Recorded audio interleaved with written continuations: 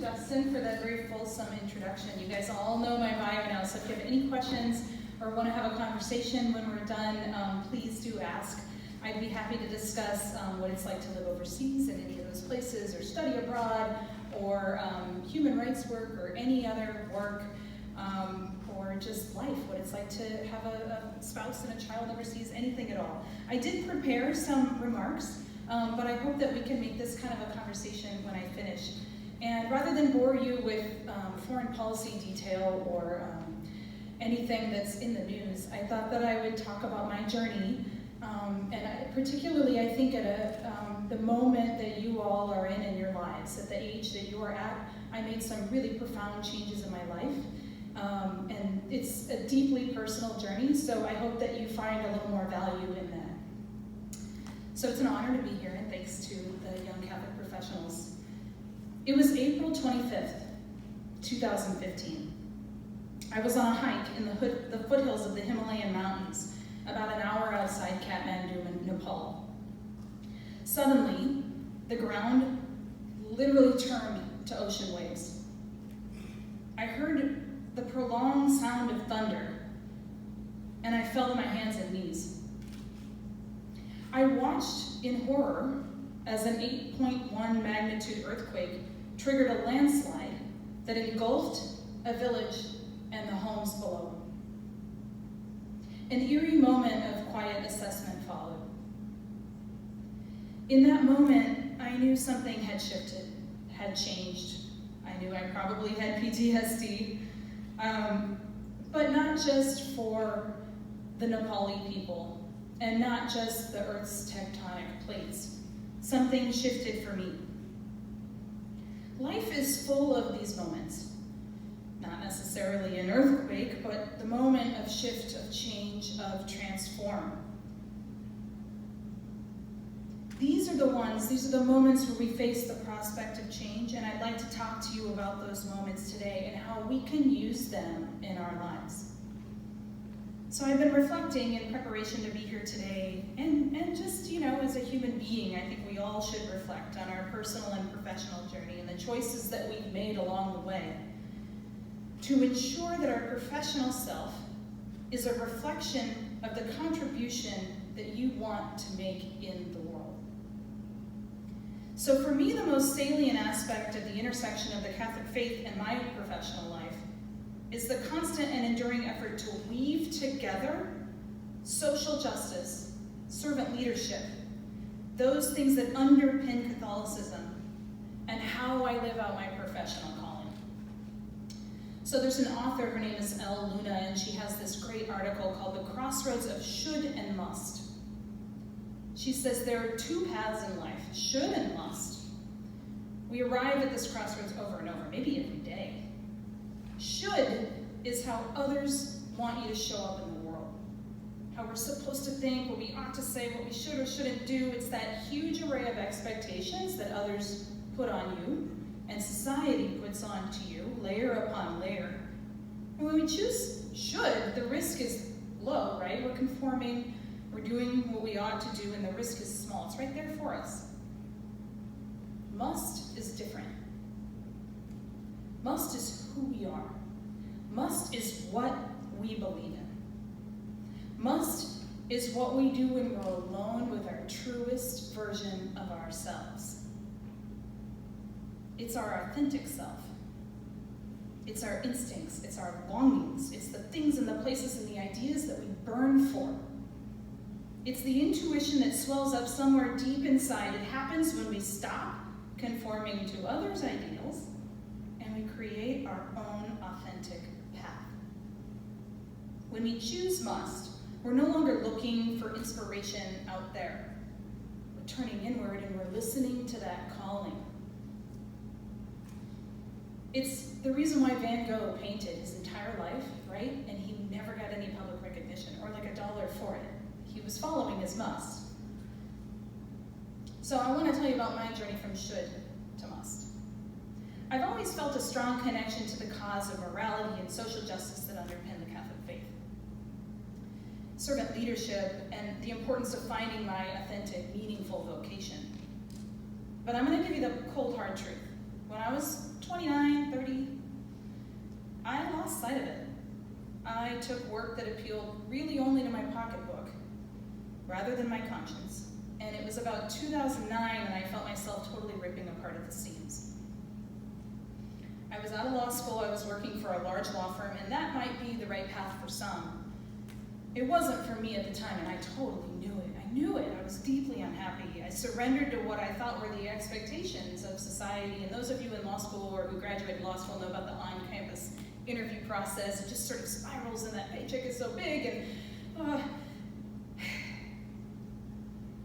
I got swept up in hyper-contentious commercial litigation cases and bankruptcies and home foreclosures. In 2009, creditors' remedies, the economy was blowing up. Not a day went by that I felt good about the work that I was doing or the contribution that I was making in the world. I knew I needed to make some changes in my life, and I actually had a pretty traumatic health scare around the same time, and I'm pretty sure they were linked in some way. And I entered a period of deep introspection. I asked myself, who am I? Who am I? What do I want out of life? What is life asking of me? How do I match my intrinsic self with the world's needs? What is my purpose? During this period, I decided to go back to school, and I pursued that dual master's in international relations and history. It took me from West Virginia to Poland to Estonia, all over the world, clearly searching for something. I did meet my husband at that time. So I found something, many things really valuable. My eyes and my heart were really open, though, to what the lessons the world might teach me. And I remember vividly walking across this old bridge in Estonia every day, this wooden, crumbling, gray Soviet bridge. And in Estonia, there's lots of graffiti art, really funky, interesting graffiti art. And at the end of the bridge was this piece of art that said, Palun Tana an Uspayev, and that's Estonian, and it means, and I was learning Estonian at the time, so when I could finally translate it, I was so excited, and it means, please, today is a new day. Every day I saw that sign, and I took it as a sign. A plea to see each day as an opportunity to feel my life and to find my authentic self and my purpose with more clarity. So I was eventually in the clear with my illness, but I continued this path of introspection until I believe I found what is my must. Work that weaves together who I am and the mark that I want to put in the world. So what I learned and what I'd like to impart to you today is this. Our work, your work, is intimately connected with, indeed woven into the fabric of who you are, of your identity. Work cannot be at odds with your inner self. We need to find a way to weave together in harmony our values, our inspirations, our commitments with our work, our career, our trade craft. So in this way, I think we're all called to be weavers, right? Uniting self and work through purpose. So when I was home visiting my grandma at Christmas one year, we went to her house and we were having tea, and I looked over and I saw this really cool quilt. And my mom had made it for them for their 40th wedding anniversary. But the cool thing about this quilt is that she had mailed out a request to everyone in their lives to send a quilt square, and I'm sure you guys have heard of this. But each quilt they sent back, each one told a story. It was about my grandparents' lives, from their bowling league friends to their priest, to each kid, to each grandkid. Collectively, this quilt, I looked at it for the first time, sort of in total, and it was this narrative of their life. Each piece was stitched together by hand lovingly by my mother, a patchwork of their identity, where family, community, faith, even work were interconnected, woven and bound together. So just as the patches of that quilt standing alone wouldn't make a whole lot of sense, we shouldn't disconnect or compartmentalize our lives in that way either. So I know this to be true. I know it as much as I know anything, because I had my own difficult journey to find this purpose, but also because I work on work. I work on labor and human rights issues. And I know that work, whether the work that I do, or you do, or anyone aspires to do, or the work of others toiling in fields of tomato vines, in electronics factories, on fishing vessels, in domestic households across the world, work is not separate from who we are. It's about more than making a living, as vital as that is. It is fundamental to human dignity, to our sense of self-worth, as useful, independent, and free people. So Ella Luna, this author, says, when must is when who we are and what we do become one and the same. Our work is thoroughly autobiographical, and we cannot parse product from person. Our job or our career becomes our calling. So choosing must is to step into the fullness of our gifts and the opportunities that all of us have had. I mean, we're here today. We have all lived pretty incredible lives with a lot of privilege and a lot of opportunity. So how do we use that? How do we offer that up in the world in the form of our work? So my work today as a U.S. diplomat at the State Department really does, I feel, allow me to use my education and opportunities to work for something that I believe in. As a human rights officer, I have the honor to advocate that the voices and the perspectives of the people in the world who have no power, the people who are usually oppressed and marginalized, those that have no power, that we, the United States, take their voices into account when we make foreign policy toward their governments. So when their governments aren't listening to them, I really am. I really try to, and I try to make sure that their perspectives are represented when we are making decisions about what we will do with their governments. I advocate for the dignity, the opportunity, and the voice for millions of men and women who are the victims of forced labor, human trafficking, and exploitation through work. Children who are made to be soldiers, teenage girls who are beaten and forced into prostitution, textile workers deep in the corporate supply chain compelled to risk their lives in decrepit buildings for little or no pay. So this type of exploitation in our world today is a predictable outcome when, as the Pope recently said, the human being is at the service of profits, dispensable, disposable, to be used and discarded. As he said, this is an inversion of values. This is an unraveling of our social fabric. So let me give you a really personal example. In 2014, I was in Bangladesh at our embassy there in Dhaka, and I had the labor and human rights portfolio there. Two horrific garment factory fires, one killed over 100 workers, and then a building collapse killed over 1,100 workers. That galvanized the international community, including the United States, to take some action. I mean, this shouldn't happen. Bangladesh's garment sector had become kind of the poster child for the ills of unregulated globalization. Endless links in a global supply chain running from forced child labor, frankly, in the cotton fields of Uzbekistan, through dangerous Bangladeshi garment factories, where workers make $30 a month and sold to Western brands, retailers, and consumers. Picking, cutting, sewing, shipping, stocking, buying, and wearing. That's why they call it a supply chain. The ends never meet. But I did one day meet a garment worker named Reba, and I want to tell you her story. Reba, 20 years old, was one of the nearly 5 million young women struggling every day on the Bangladeshi garment factory floor. She was a survivor of the building collapse, somehow narrowly missing being crushed under 8 floors of concrete. She told me that she was scared to go in the building that day, that she could see the walls cracking. She could feel the weight of the ceiling groaning beneath floors and floors of just ad hoc additions. Built haphazardly over the years as the apparel orders kept flooding in and the factory owners couldn't keep up. Managers forced the workers in anyway, despite their protests. Reba said she could feel the floor roll under her feet. She fell into darkness and her screams were muffled by dust and concrete and smoke. She was trapped under that concrete and machinery for over 16 hours before she was rescued. Today, through unprecedented coordination between stakeholders, including the United States government and those of us that worked at the embassy in Dhaka, Western brands, retailers, factories, they've all, and the Western brands and retailers who have been part of this coalition of the solution.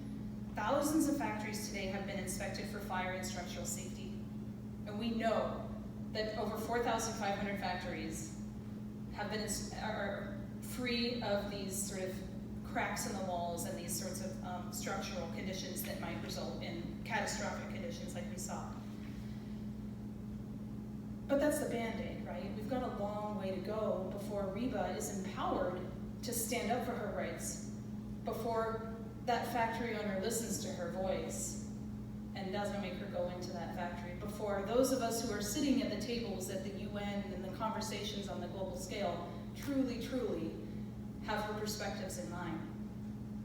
Reba, like all of us, deserves voice and dignity in her work. So this is where we come in.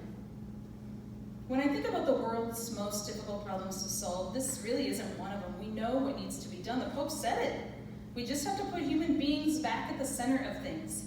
Mend and heal our common social fabric.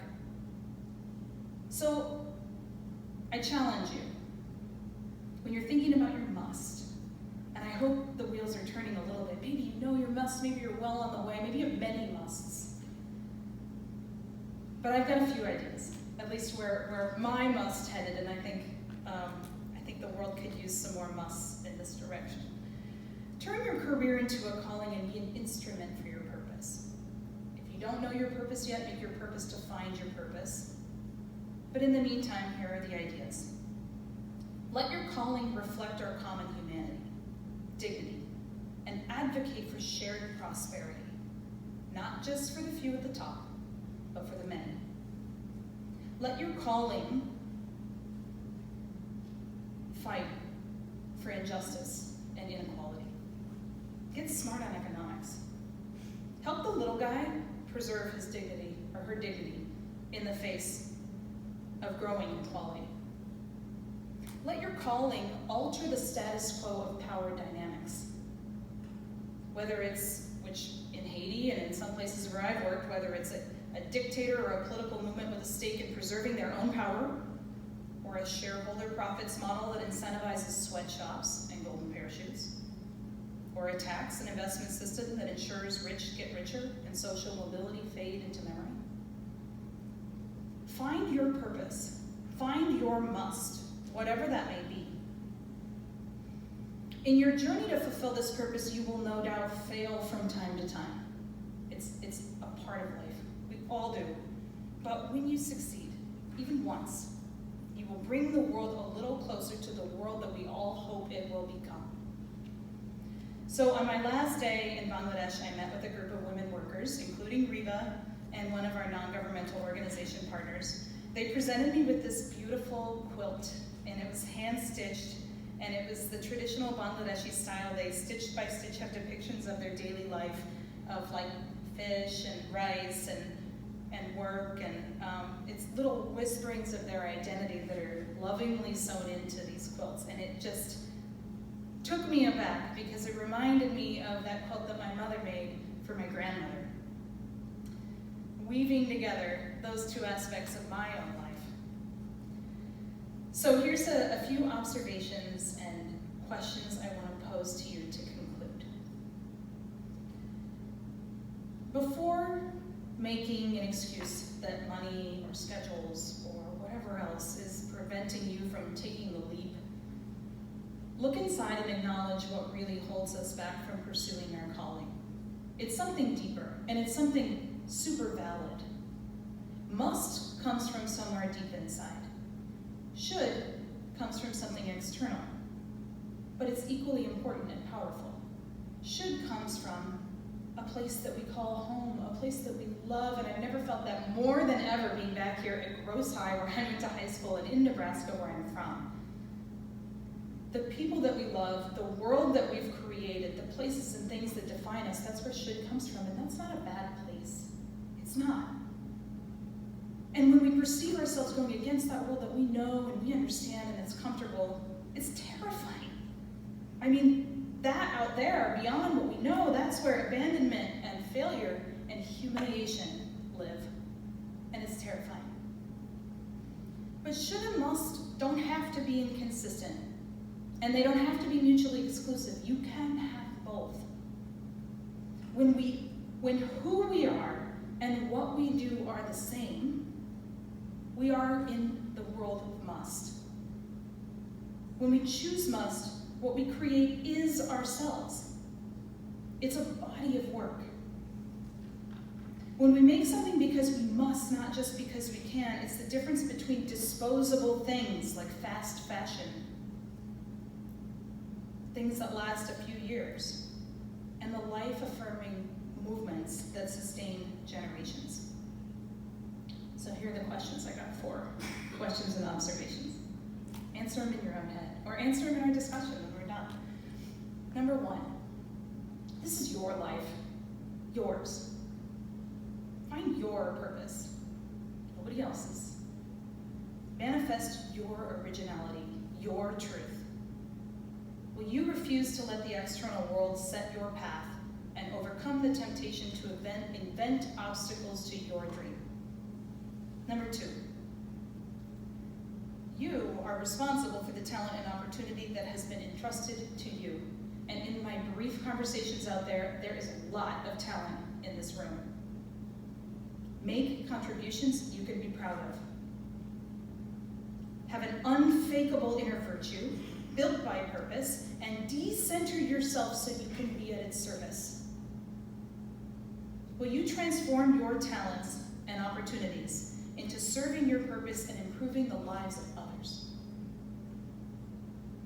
Number 3, we have a choice. Either accept things as they are, or take responsibility for changing them. Mend the social fabric. As the Pope said, put humanity back at the center. Will you remember that you are a citizen of this world, and divest yourself of the tendency to see only what's right in front of your eyes? Number 4, 4 of 4, I'm almost done, I promise. Finding your calling doesn't mean you need to quit your job or move to Estonia. I found it to be a pretty good time. I'd highly recommend it, but it doesn't need to mean that for you. Instead, start with little shifts in your everyday, existing reality. Weave and integrate your must into your life bit by bit. Set aside quiet, contemplative time. Be alone with your thoughts. It is so hard. I am a super extrovert, and it's very hard for me to do. But every time I'm truly alone with my thoughts, I discover something new and valuable. Think through what might be the first step, and think through what might be standing in your way. Then follow through. Do it. Do one small thing. Do one small thing when you leave here today. One small thing to manifest your originality, to help unite who you are, your identity, and your work through purpose. I challenge you. Weave together your values, your inspirations, and your commitments with your work, your career, your tradecraft. Unite yourself and your work through your purpose. Be a weaver. Find your must. Palum Tanam Uspadev. Today is a new day. It's extraordinary. It's brimming with opportunity, and I hope that you will go seize it. Thank you very much.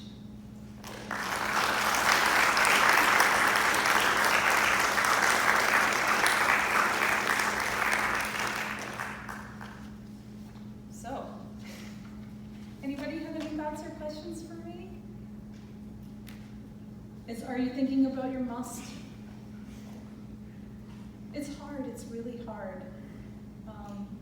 And I imagine you're all in your late 20s or early 30s, and that was the time for me when you're working so hard to get that job and that foot in the door, and you don't feel necessarily empowered to stand up at your place of employment and say, I shall not do this.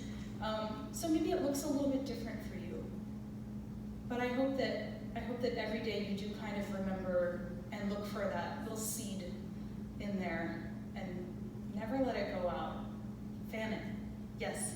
Yeah, so you said like around 2009 to 2014, you did a lot of introspection. What role did like Christ have in that process? Like, what was your prayer like in that time period? I know it's a pretty personal question.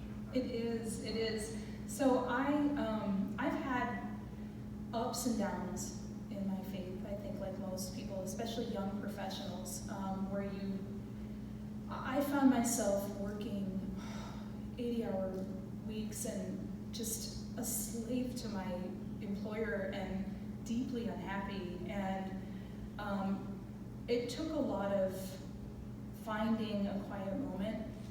And for some, it's conversations with Christ. For others, it may be a walk in the woods. But it's ultimately, within. So I went to Catholic schooling my whole life, actually, from preschool through law school. And it wasn't until my dual masters later in life that first time I didn't go to a Catholic school. And I was always really moved by the social justice, human dignity elements of the faith.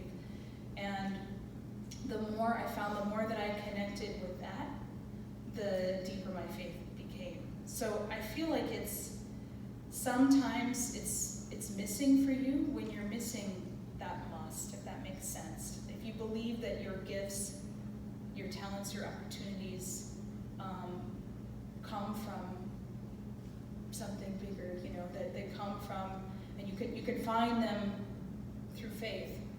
That's a part of this journey.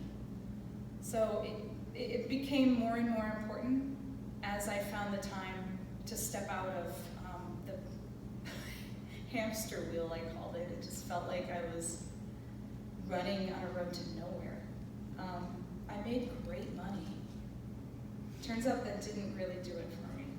Not at all. I will never make as much money as I did at that law firm, but I know that I'm a heck of a lot happier, and I'm proud of the mark that I'm putting in the world, and I believe it's consistent with my Catholic education and the Catholic faith. Anybody else? Yes? You think some of our biggest humanitarian issues we're facing in the world today? Oh, I forgot to say this at the beginning, so I'm going to say it right now. The views reflected in this speech do not necessarily reflect those of the United States government or the Department of State. I'm speaking to you purely in my capacity as a young professional, as a Catholic, as a human being, and as a person who's tried to find their journey, and every day I still do, I still struggle, and sometimes, our federal government does things that might feel inconsistent with how I'd like things done. And those are, you have to kind of reconcile these things sometimes. So that can be challenging. Humanitarian crisis, I mean, what I wrote about and what I believe strongly is that our global inequality is a huge driver for humanitarian crisis. Whether we see migration, here we have a lot of conversations about immigration policy. What's driving people? Well, it's economic opportunity for some. For others, they are living in countries like Haiti that are not stable or prosperous. If they had jobs and stability and an infrastructure and healthcare and a way to put food on the table for their children, they wouldn't be on a boat dying in a place called the Mona Passage, trying to get to Cuba, to try to get to, they don't want to do that. They don't speak English. They don't want to come here across the borders. They are desperate. And that is global inequality. So when we engage overseas in humanitarian aspects, which is really just sort of trying to stop the triage. If you believe in the dignity of the human person, you don't want to see anyone anywhere suffering in a way that is preventable. And I'm telling you, in Haiti, nothing will put you and your life into perspective like seeing a cholera outbreak, which is something that is entirely preventable and should not exist in our world today. So that's my personal perspective, is inequality. But I think that we've got natural resource disasters. I think that we're going to see increasing crisis of global migration across borders, particularly as we see increased populism and nationalism and isolationism and xenophobia, and people start to turn inward and say, mine, mine, mine, mine, mine. More and more people become more and more cut off and desperate, and our world is small. It is pretty small. There's only so much water. There's only so much natural resources to go around. So I think that's part of it too. Would you follow up? So would you say, like, for example, Haiti? I'm not too familiar with their government. Kind of more of like a communist government, just kind of suppressing their people. Oh, would you call it a government? My husband worked in development there. No, it's Haiti is a really good example of this inequality. So you've got, and again, Chatham House rules off the record. This is not the view of the United States government, but you have, a massive amount of corruption. You've got political parties that are more interested in preserving their power than they are of providing to the many. And you've got a disillusioned population who thinks, why do I even want to pay taxes or vote or anything when this government has done nothing for me? They are trying to just sort of take for themselves. So it becomes this sort of vicious cycle where you've got a distrusting and disengaged civil society. You've got basic needs that aren't met, and then you've got these political parties that are very interested in maintaining their own power. And then you ask, how do we enable or prevent, or what is that hard? What are the conversations that such a large global power like the United States can have that will create meaningful change in a place like Haiti? And Haiti's been a mystery and a difficult environment for a very, very long time. People much smarter than me have tried and failed. So, but we do each individually, we do what we can. Yeah. I have a question. How do you keep your hope? I'm just kind of going into this career too. How do you keep your hope when your spirituality and prayer life are dry? Keep them dry? When your spirituality is dry. Alive? Dry. So your spirituality is like not well and not prosperous, I guess. Yeah. Yeah. I think it's personal. I think it's a really personal question. Community is really important to me, and living overseas, it's going to depend on where you are. But you find like-minded people, or you find people that maybe aren't so like-minded, but have a way of thinking about things that helps you to question how you think about things, or where you might have your own biases, or how you can develop your source of faith or introspection frankly, in different contexts. I find that I become a little bit different in how I believe I'm manifesting my purpose, my calling, morality, social justice. So in Haiti, we lived on a compound. That can be challenging. The security environment was such that we couldn't just go out. I joined the Foreign Service because I wanted to interact with people in the world. I wanted to learn languages and cultures and try new foods and get to know people, and not just from a Hilton lobby at a hotel. Like, I want to live in a country and see how Christianity is Haiti is 100% voodoo, and it's 80%. I'd love to talk about voodoo for you guys, because there's a lot of misnomers about what voodoo is. Voodoo is fascinating, and it's actually derived from Christianity and Catholicism from when the French slave owners had. I'm on a tangent right now, but are you guys interested in where voodoo comes from? The French slave owners were demanding that the African tribal people practiced their religion and speak their language. So what the African tribal people did was hide their own sort of tribal religions and their language in the sort of French Catholicism and French culture. And so their lois are actually Catholic saints. And so they have several lois, which are various gods. But it has some really interesting common roots, and it's actually not as dark and scary as people like to make it out to be. It's really kind of a cultural manifestation of, it's got a cultural history, and it's fascinating. And their language, Creole, they speak in parables, and they don't use genders and things like that, because in order to hide who they were talking about from the French slave owner, sorry, I keep pointing, my husband's French, he wasn't a slave owner. Your ancestors, no, so for example, does anybody speak French in here? They say, il and elle is he and she, and in Creole it's all li, L-I, li. And they speak in parables, and their parables are a story about the struggles in their life. So they say, des monts gamons, behind mountains are mountains.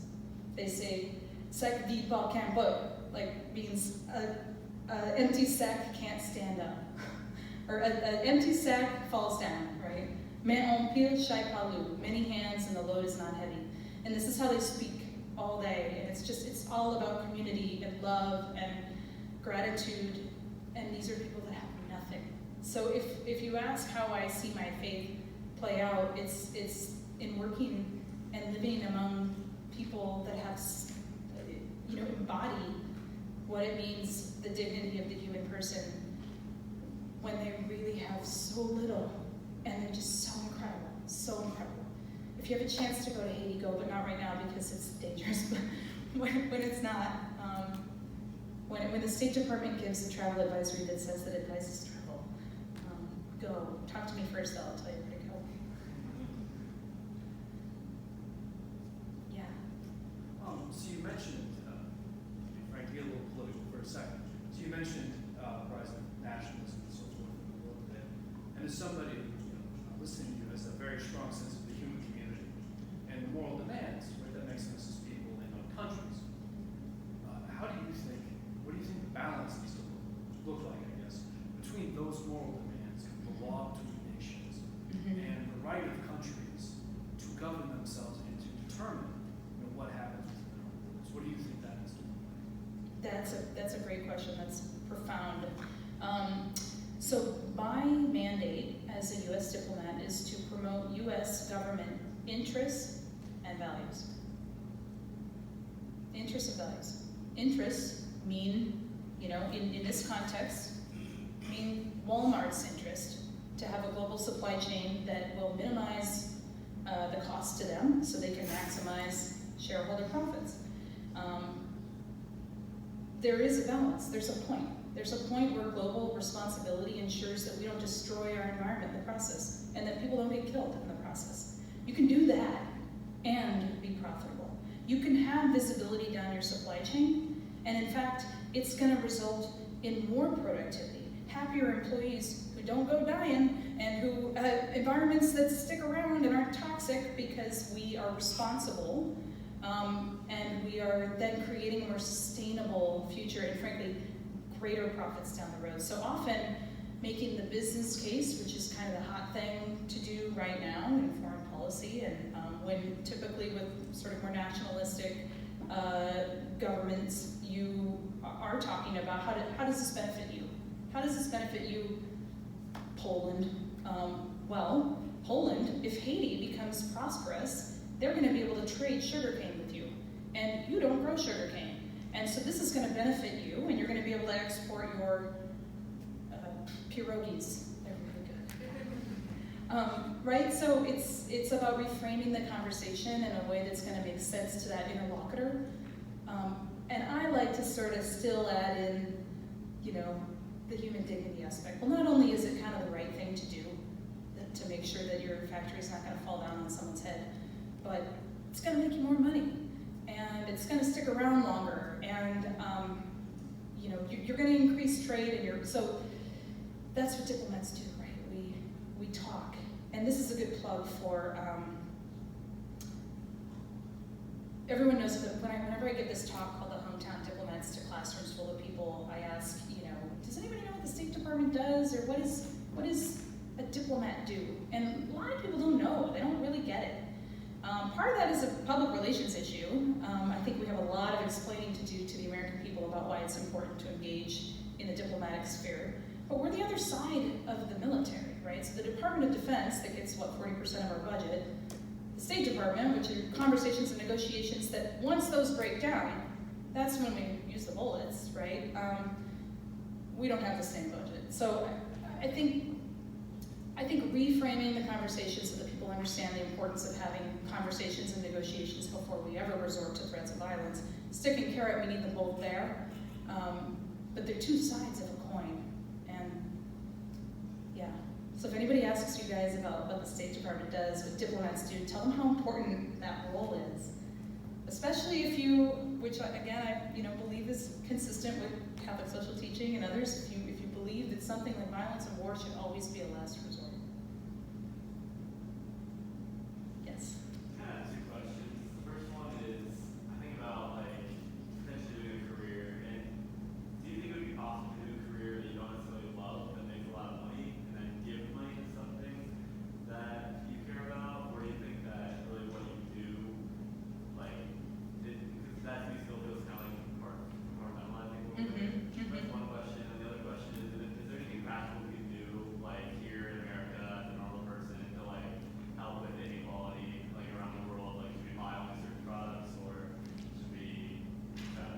Those are great questions. So the first one is going to be up to you. You know, these are such deeply personal questions, and you know, there have definitely been days in my job where I am like not loving it. You know, we all do. You know, you have the day where your boss is like, go 3-hole punch all day, and you're like, glad I have 2 masters.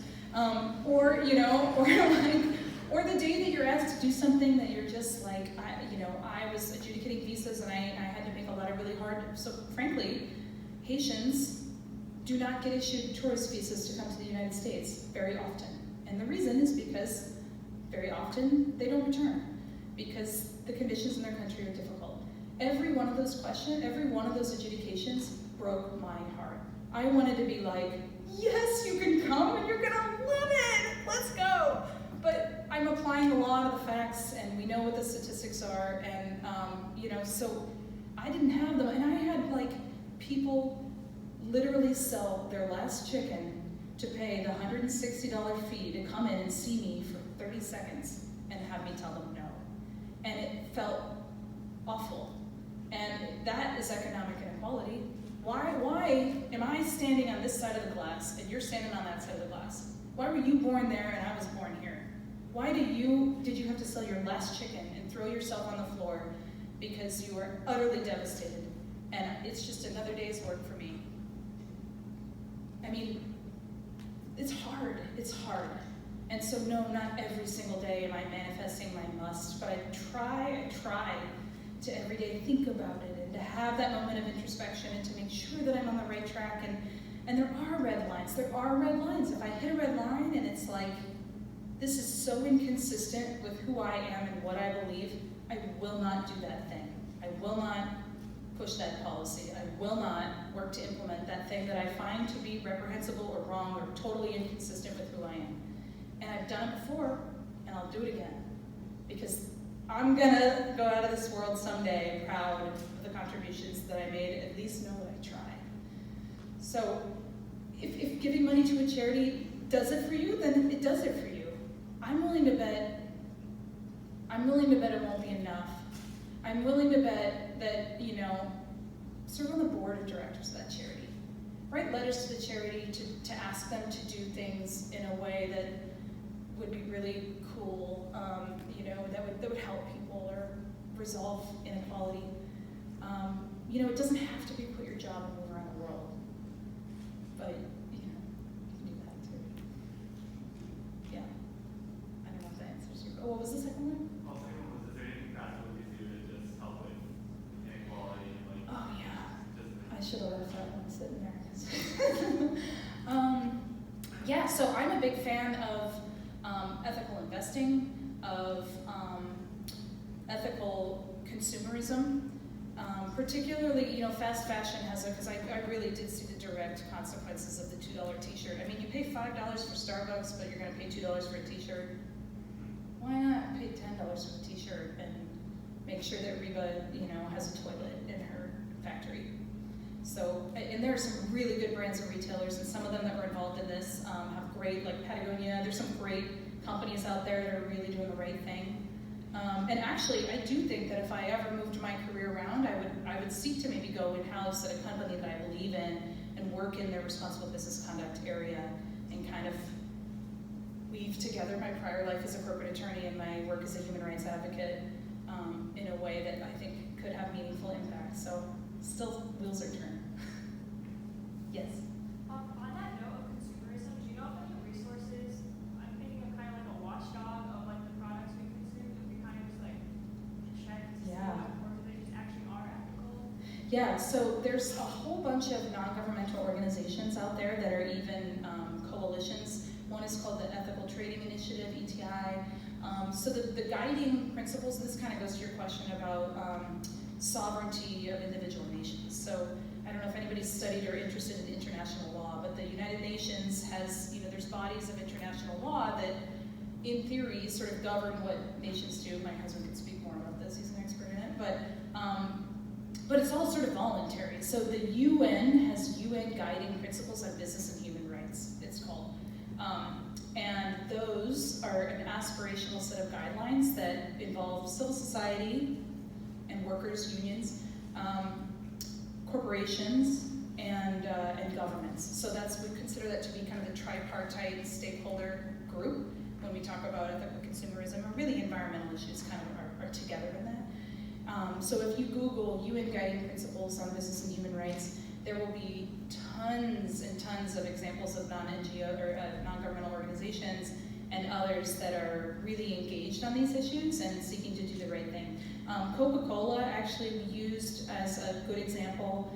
The United States put out a call for some reporting that we were inviting companies to do about how they're complying with the UN Guiding Principles on Business and Human Rights, and Coca-Cola was the first one to sign up and have the most comprehensive plan out there. So there are some really good steps that are being taken in the international sphere. Or go to Geneva and go to the conference and check it out. It's really interesting. Anybody else have any thoughts? Yeah. I'm with you in that, like, social justice, my education really formed who I am. I recently received my master's in history and theology, and I took a lot of social justice classes both at Creighton and LaSalle University. And well, my question is, when you change careers, like in your 20s, and decide to more or less go out into the world, was your family and like friends like supportive? Oh. Because mine really were Should I be not. honest or? Yeah. No, they were incredible. They were incredible. They wanted me to be happy. Of course, it's like, well, okay, you're gonna put food on the table, and you gotta figure that out. But yeah, my family is amazing. I actually took, as a 30-year-old, an unpaid internship at the State Department because I knew I kind of wanted to work there. And people were like, wait a minute, you went from practicing law at this big firm and now you're an unpaid intern? It's what I had to do to get my foot in the door. And I learned the hard way, right? When you just kind of look around and like, well, what's everybody else doing? And like, what should I major in? I don't know. My roommate's majoring in this. That sounds good. Or my dad said I could make a lot of money if I do this. And that's totally what I did, right? And then it was the first time that I was like, no, I'm gonna try to educate myself. Like if I think I wanna be a diplomat or work on human rights, what does that even mean? What does that look like? What does it mean on a day-to-day basis? So I took an unpaid internship. Not everybody can do that. I saved from my law firm days, but maybe you can volunteer for a board or take a 2-week sabbatical. My quick actual moment of epiphany was I took a 2-week sabbatical from the law firm, and I was invited by Johns Hopkins sites to go out to this conference in Montenegro, and it was on human rights and for young lawyers or something. And I went out there, and we get there, and I check in, and it's like, I've never been to the Balkans, I don't know anything about Montenegro, and so I like purposely flew into Belgrade and backpacked my way, like I was, I'm backpacking. It was so cool, and I get there, and I realize I'm the only American. Everyone else is from somewhere else around the world. And people kept being like, well, what do the Americans think about that? And I'm like, I don't, well, me? And I kept saying, well, my perspective is this, and I'm from this part of the country, and this is kind of how people think about this issue. And I went away like, that was so empowering, that was so incredible. What was that? And that's when I was like, I think that was kind of being a diplomat, unofficially. But, I was an ambassador for our interests and values and perspectives and our culture. And people are like, do you really ride around in yellow school buses? You're like, yeah, you don't? Yeah. Any other questions? Thanks for letting me share this. It was incredibly personal. I hope you got a little bit out of it, and if you ever want to talk or a mentor or not even pursue international careers, but my card is up there, and I'm happy to give you my personal email. I wish you the best of luck. You're an amazing group.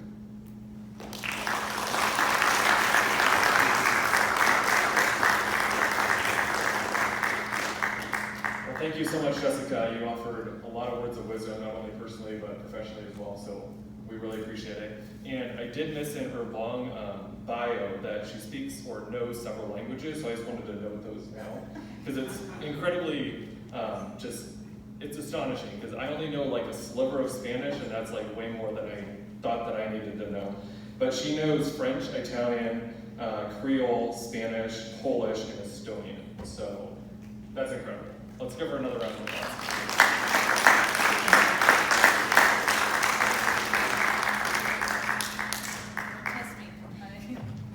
So on behalf of our YCP Omaha chapter, St. Joseph the Worker is our patron saint. So we have a statue here that we just want to give to you.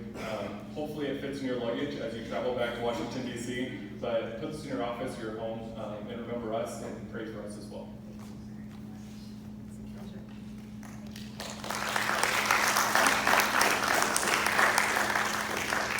The last thing I wanted to note is, first of all, as a Catholic, we thank people like Jessica who are working around the world to further the mission of the Catholic Church. She mentioned the Pope several times. So keep those people in your prayers as they're going to sometimes dangerous parts of the world to spread our mission. But also thank you as an American citizen for supporting our government and all the things that we have as luxuries here that are around the world. So thank you. Then I just wanted to bring up Alec, or actually I'm going to bring up Lindsay first, who's going to talk a little bit about membership and some of our new members. Thanks, Justin. So first I want to recognize our newest members. If you want to stand and be recognized, they are Aaron Crawford, Karina Debates, Dan McDowell, and Stephanie Stepanek. I want to give them a round of applause. I think I said Stephanie, but I meant Sarah. Next up, for membership, we will start sending our member of the month, as well as benefits to remind you of your benefits of being a member. One of those is our executive mentorship program. We have about a dozen mentors who have said that they are really excited about mentoring us, YCP, just sharing the knowledge that they have about incorporating faith in the workplace and career development. So be on the lookout for those emails. If you have any questions about mentorship or membership, come see me or Mark if you want to raise your hand. We can answer any questions you have. Thanks. And I'd like to welcome Alex Wolkowitz, our Vice President, to thank our sponsors and then lead us in prayer. All right, so we want to thank the Physicians Mutual, Spirit Catholic Radio, the Tooth Doctor, and Brickway Brewery for sponsoring us. And if you turn to the back of your program, we will pray the prayer to St. Joseph the Worker. Saint Joseph, by the work of your hands and the sweat of your brow, you supported Jesus and Mary and had the Son of God as your fellow worker. Teach me to work as you did, with patience and perseverance, for God and for those whom God has given me to support. Teach me to see my fellow workers, the Christ who desires to be in them, that I may always be charitable and forbearing towards all. Grant me to look upon their work in the eyes of faith, so that I shall recognize in him my share in God's great freedom and duty, and in Christ's work of our redemption, and so take pride in it. When it is pleasant and productive, remind me to give thanks to God for it. And when it is winsome, teach me to offer it to God in reparation for my sins and the sins of the world. Amen. Father, Son, Holy Spirit. That concludes our program, but you're welcome to stick around. We still have food and drinks available for the next time being, as long as you want to stick around. So thank you.